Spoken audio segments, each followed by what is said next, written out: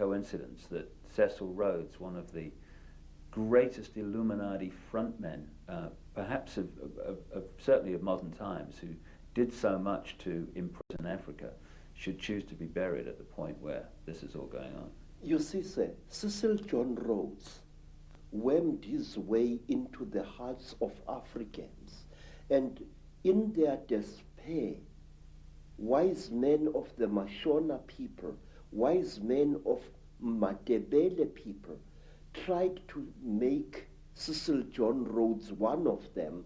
They told him about the secrets of the Matopo Mountains, that under the Matopo Mountains lies a city of great wisdom, which is the home of the last survivors of the Chitauri god beings in that part of Africa. And if you go to the Matopo Mountains and you carry a 4-pound hammer and you strike certain parts of that landscape with that hammer, it gives out a hollow sound which shows you that there are caverns deep underground there. There are two sets of mountains. There is the Matopo Mountains, and then to the east of Zimbabwe, there are the great mountains known as the Inyangani, the Weeping Moon Mountains. There, even now, people disappear without trace. Sometimes a person would disappear for several days and reappear a few days later, not knowing where he had been or where she had been. And white people have disappeared there. Black people in their thousands have disappeared there. It was there that I also went missing for 4 days in 1959 in one of the most traumatic experiences of my life. What happened? Well, it's a long story, sir. My teacher, Elizabeth Moyo, had sent me to get a special herb which grows only on the foothills of those mountains. It was just an ordinary day like any other, just beautiful day like this one outside here. And I love the African wilderness. I'm at home in the bush, especially in the days when I was still in good health. I love the animals. I love their smell, and I love the smell of the vegetation. And I was looking for this herb when all of a sudden a bright blue mist fell all around me. It took me some time to react to this strange thing. It was a hot day, and all of a sudden the temperature around me dropped. It was as if I was on the slope of a very cold mountain, but it was a warm day. And then the next moment, I was in what appeared to be a metal-lined tunnel, a caving tunnel, and I was lying on what looked like a workbench, a very large workbench of some kind. You know, an iron table which an engineer or somebody working with metal would use for welding and cutting metal upon. But this workbench was very brightly polished. And there I was lying there with my trousers missing and only my khaki shirt, when I saw again through what appeared to be like blue mist a number of moving objects, which at first I thought were dolls. And these objects were moving towards me. I noticed with mild surprise that they were very thin, short, human-like creatures with very, very large melon-shaped heads, the creatures had no noses, as human beings have. They had only small little holes on either side of where the nose would be, and their mouths were like knife cuts at the bottom of their faces. And these creatures were coming towards me. In color, they were gray like certain types of fish, and they wore silvery gray garments which reached up to their necks and up to their wrists. I couldn't see whether they were wearing boots or not at that time. And while I was looking at these creatures, I suddenly was aware that something was above me, standing there, and I looked up straight into the face of one of them, a much taller one than the others. And this creature was wearing a garment like a tight-fitting overall without any buttons or anything, which reached up to its neck, but its wrists were bare. I noticed that the creatures had very long fingers. Its fingers had and each of its fingers had an extra joint, and it ended in a claw, a black claw like that of a chicken or a certain kind of bird, and that its thumb was not here, but here in the middle of the hand.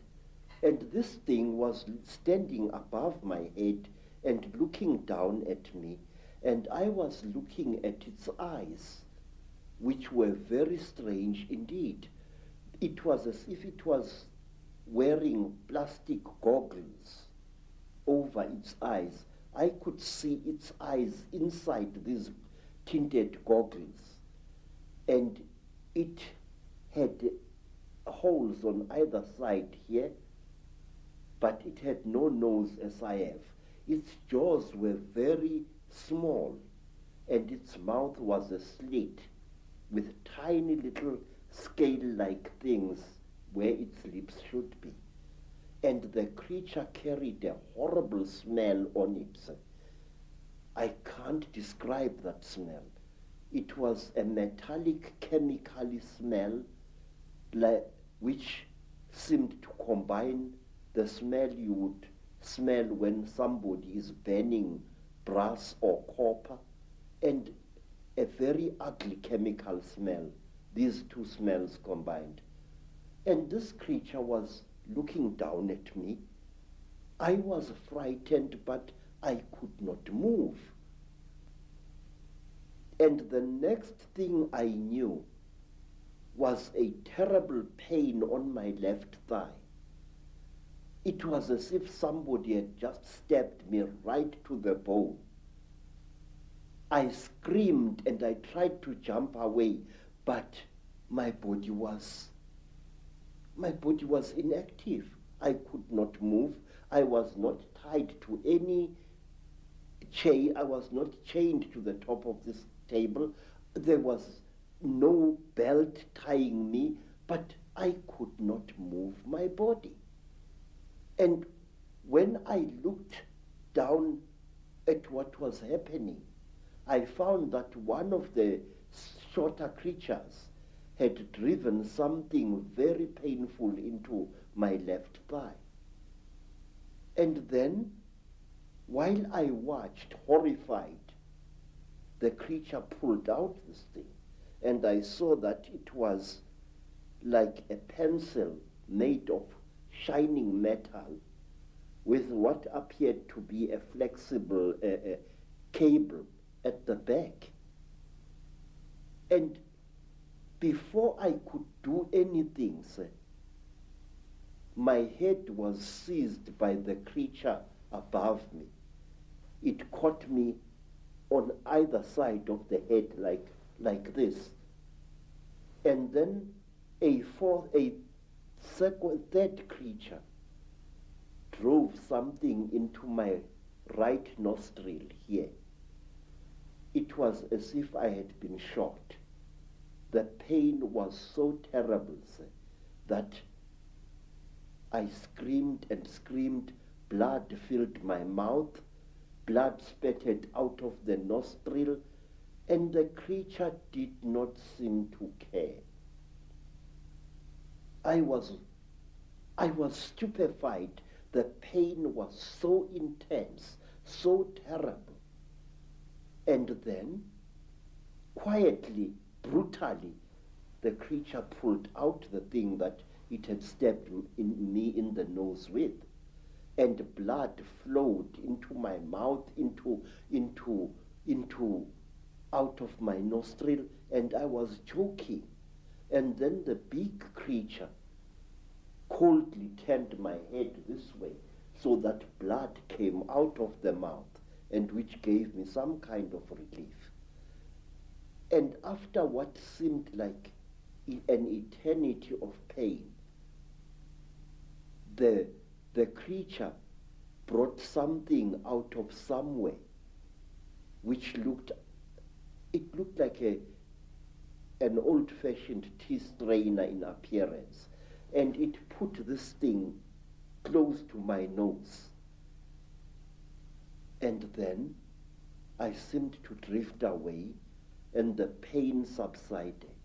You know, sir, it was torture so intense that even now I can't describe it. And then something else happened. A fourth creature started rummaging between my legs, and it pulled out my organ of manhood and stuck something into that. It was very strange, but I wasn't feeling any pain now. But I could feel the flexible cable moving inside me, right into my body. And then, I can't describe it. It was as if my seed was being sucked out by this small, bright, flexible cable. And then the creature just pulled it out. I screamed and I cried and I screamed, but I could not move. And then something happened which to this day still amazes me. After the creature had pulled out the flexible cable from my organ, the creature just stood there looking at my organ. And I was so terrified that I urinated, and accidentally urinated against the chest of the creature. It jumped away as if I had shot it, and it stumbled backwards. But its face didn't show any expression. Its mouth didn't even open, but the way the creature reacted, trembling all over, it was as if I had really hit it, but it was wearing this kind of garment. And after that, I was left alone, except for the big creature, which stood to my right side this time, with its arms folded, looking down at me. And then, while I was looking at this creature, trying to appeal to it, no pain anymore, no pain, please, I was pleading. Pictures suddenly flooded my mind. Pictures of buildings sunk in a red lake of water. Buildings rotting away. Buildings that appeared as if they had been bombed. And cities sunk in terrible mud. Trees sticking out like rotten ghosts, trees without leaves, without branches, sticking out of the mud as if they had been poisoned. I saw visions of this. And then, through an entrance which I had not seen before, came a strange and terrible being.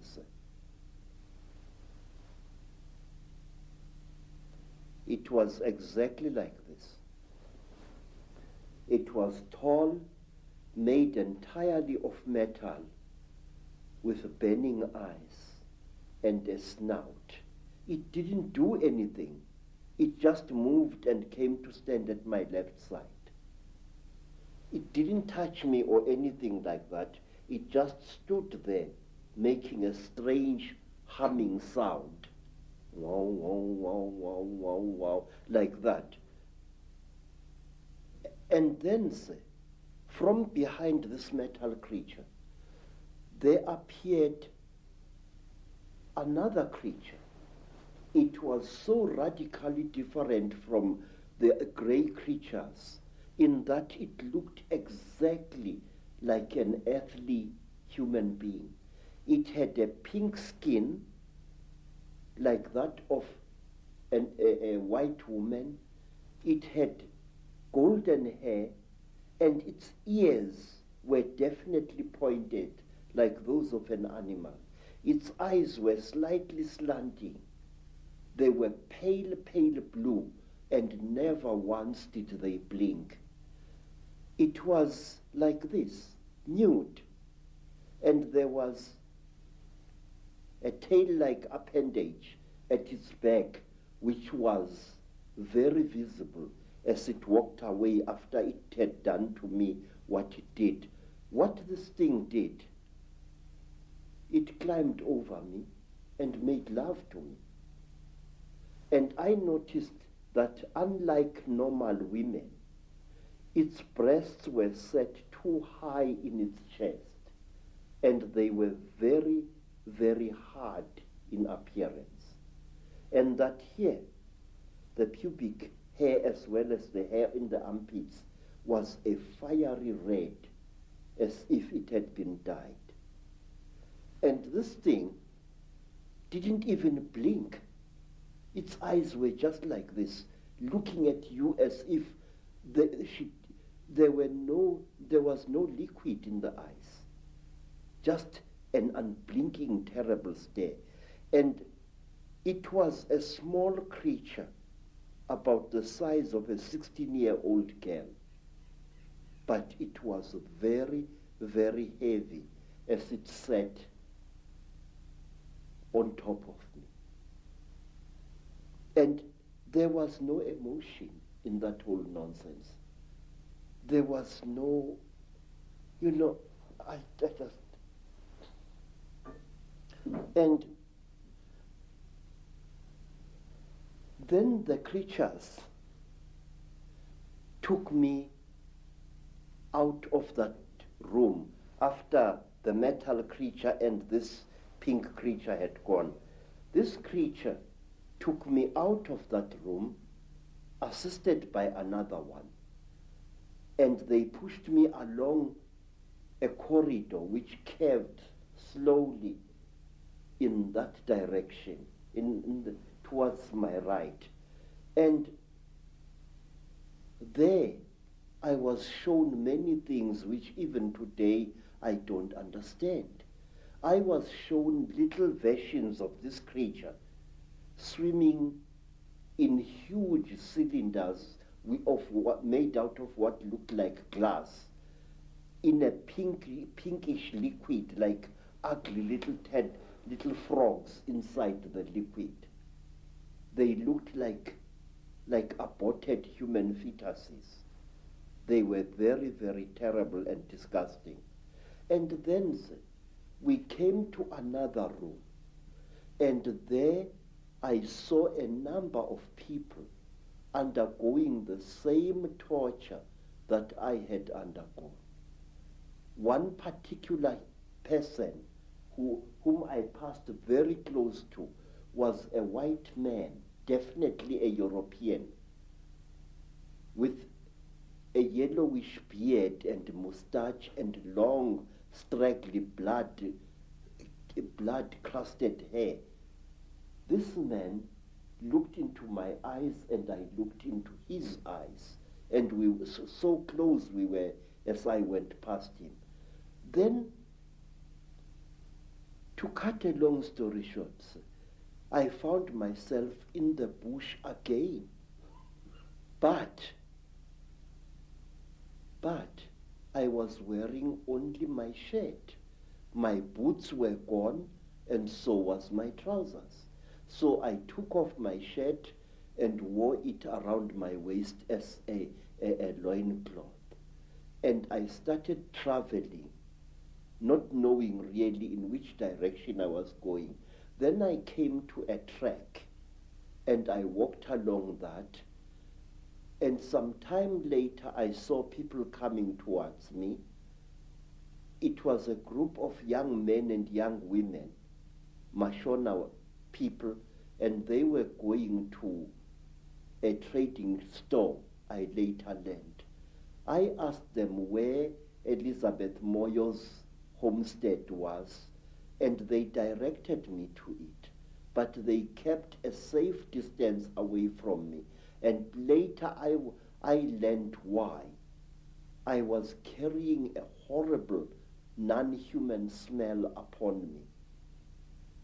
When at long last I came to Mrs. Moyo's village, all the dogs in that place went hysterical.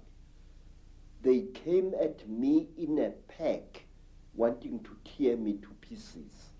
And only the villagers managed to save my life there. Mrs. Moyo asked me where I had been, and I said I did not know. And then she said, I know you had been taken by the little ones. I said, yes.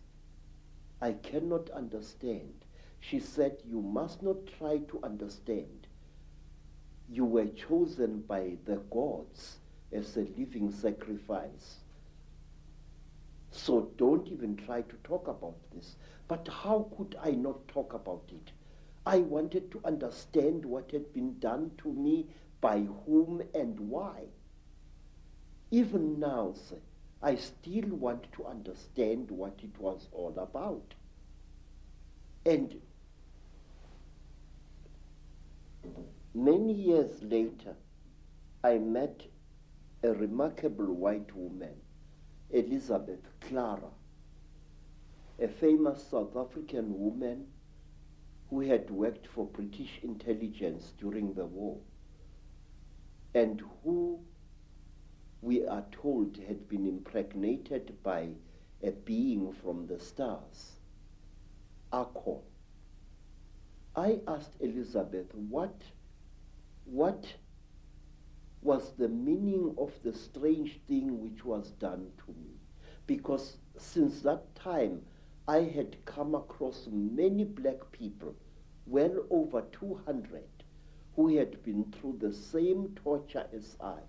I had come across many black as well as Cape-colored women who had been mysteriously impregnated by the same creatures that I had gone through the hands of. And let me tell you one other interesting thing, sir, before I forget. About a year after I had underwent this terrible experience, I was walking along Jeppe Street in Johannesburg, delivering parcels, when a white man shouted at me to stop. I stopped. I thought he was a policeman wanting to arrest me for some reason. And when I tried to produce my identity document, the white man said, listen, I don't want your nasty word, passbook, Kefa. I said, then sir, what do you want, Bas? He said, listen, where did I see you? Where did I see you? I said, I don't know, Bas. But he looked very familiar to me. And then he said, listen, don't bullshit me, man. Where did I see you? Where did you and I meet? Then I said to him, I saw you in Rhodesia, in a certain place. You were lying on a table. If I had hit that white man with a fist, he would not have reacted the way he did. He went pale, almost dirty grey in appearance, and he turned away with a terrible, dirty word, and he walked away. His eyes were filled not with anger, sir, but with pure, naked terror. Astonishing story. Yes, sir. But there is more, sir. There is more, because I still want to know what was done to me. Sir, one day you and I must talk more, in greater depth than now. I would like to tell you that since that time, I have found that I know things that a man of my standard of education shouldn't know.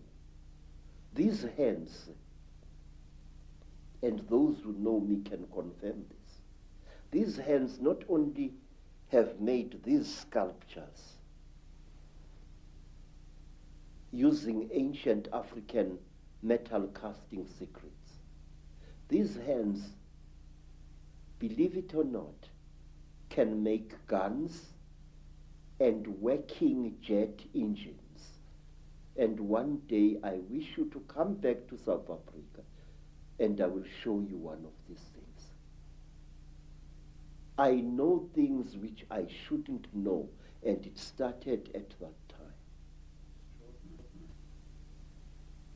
Now, you see, sir, I want to know, what am I? Since that terrible time, my life as a man was really messed up. And one day let me tell you, sir, since that time, I have become a very confused creature.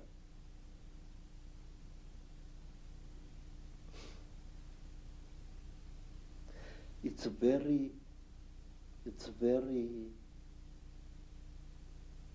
embarrassing, really.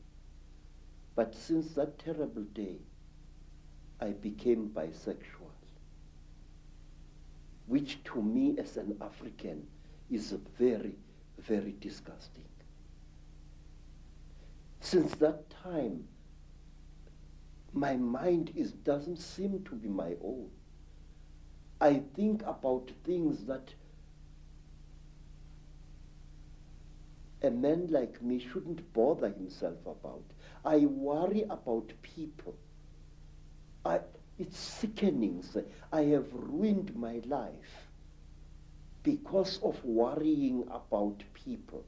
I feel that I want to take every human being on this earth by the shoulders, shake them roughly and say, listen, Pastor, there is more to this earth than you think. Say, I have seen the Chitauri. I have smelt them. I have had personal experience of these. And there are people who claim that these creatures are gods. There are people, sir, who claim that these creatures are experimenting on us. That is a lot of rubbish. These creatures are harvesting us. These creatures are not aliens, Mr. Ike. These creatures are sexually compatible with our women. And what does that tell you? It tells you that they came from here. They are part of us. And this makes them all the more dangerous. They know us very, very, very well. They know the great weaknesses of our minds, just as they know the great strengths of our minds. They operate in what I call the gray area of human existence, that side of our lives which we don't want to acknowledge the existence of. They create, African tradition says that the Chitauri, where they engaged God himself in a terrible war, and God defeated them, the real God, Nkulunkulu, the creator. God defeated them, and he closed their mouths so that they are unable to talk or to eat food anymore. But we are told, say, that the Chitauri fatten on the energy that we human beings give them. They make us to fight each other. And when the whole land is drowning in death and fear and terror, when hundreds and hundreds of people are angry and afraid, the Chitauri get fat because they eat that what we call the dark power, which is brought about when human beings destroy the planet on which they live. They feed off human emotion. Yes, very, very intense human emotion. We are told, for example, that if you see a Chitauri walking through the bush or just standing there and looking at you, and you are accompanied by your wife or your girlfriend, you must immediately make love to that girlfriend and release as much emotion as possible, and the Chitauri will be pleased and will walk away from you and not harm you. And another thing, we are told that the Chitauri eat energy which is generated when hundreds of human minds or one human mind starts thinking at certain levels.